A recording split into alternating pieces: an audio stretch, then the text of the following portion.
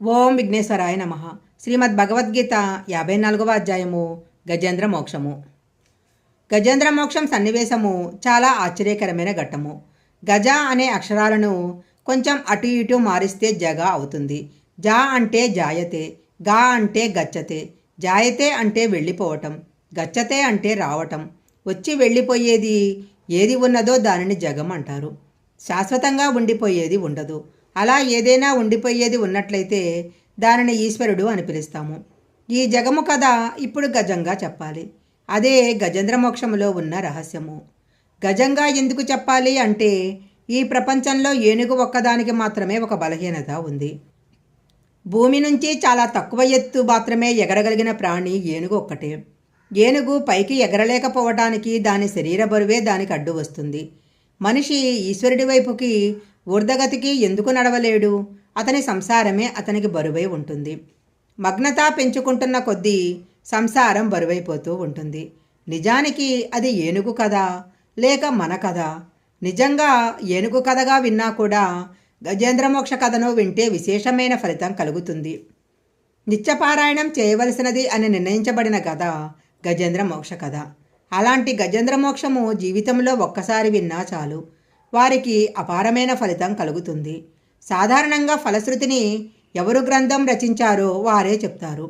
గజేంద్ర మోక్ష సన్నివేశంలో సాక్షాత్తు శ్రీమన్నారాయణుడు ఫలశ్రుతిని చెప్పారు. ఈ గజేంద్ర మోక్ష కథాశ్రవణము ఒక పూజ కాదు, ఒక కర్మ కాదు. పరీక్షిత్తుతో శుకుడు ఏమన్నాడంటే, ఒకానొక మన్వంతరంలో శ్రీహరి ఒక ఏనుగును ఒక మొసలి పట్టుకుంటే ఆ ఏనుగు ప్రార్థన చేస్తే ఆయన వైకుంఠము నుంచి కదిలి వచ్చి రక్షించాడు అని తరువాతది చెప్పబోతున్నారు. అప్పుడు పరీక్షిత్ స్వామి ఏమిటా కథ అంత విచిత్రంగా చెప్పారు అన్నాడు.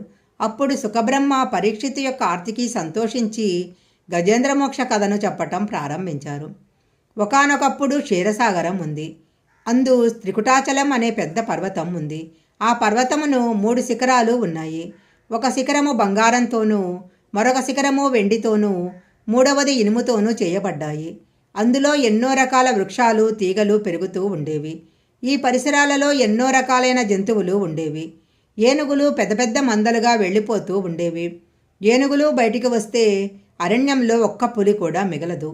చామరీ మృగాలు ఏనుగుల గుంపు చుట్టూ నిలబడి వాటి తోకలనే చామరాలతో ఏనుగులకు విసిరేవి. ఆ ఏనుగులు ఎంత గొప్ప సేవ చేయించుకుంటున్నాయో చూడండి. అలాంటి ఏనుగులకు అధినాయకుడు ఒక ఆయన ఉండేవాడు.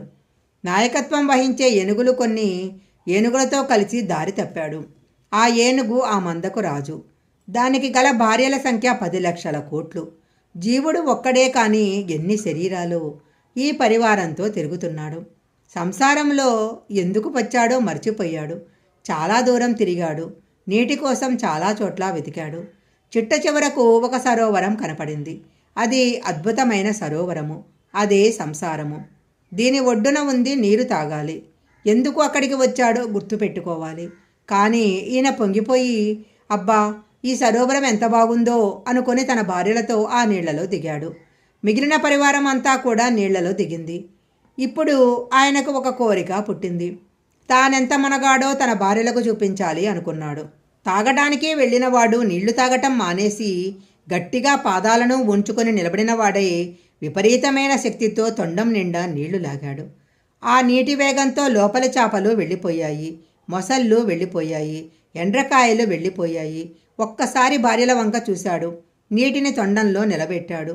ఇప్పుడు ఊంచుకొని తొండాన్ని పైకెత్తి ఆ నీళ్లను ఆకాశం మీదికి విసిరాడు. అలా పైకి తిమ్మేసరికి లోపల ఉన్న గాలి శక్తితో తొండంలో ఉన్న చేపలన్నీ వెళ్ళిపోయి మీనరాశిలో పడిపోయాయి. అందులో ఉన్న ఎండ్రకాయలన్నీ కర్కాటక రాశిలో పడిపోయాయి. మొసళ్ళన్నీ మకర రాశిలో పడిపోయాయి. ఇలా 3 రాశులలో పడేటట్లు కొట్టాడు. అది చూసి ఆకాశంలో తిరుగుతున్న దేవతలందరూ ఆశ్చర్యపోయారు.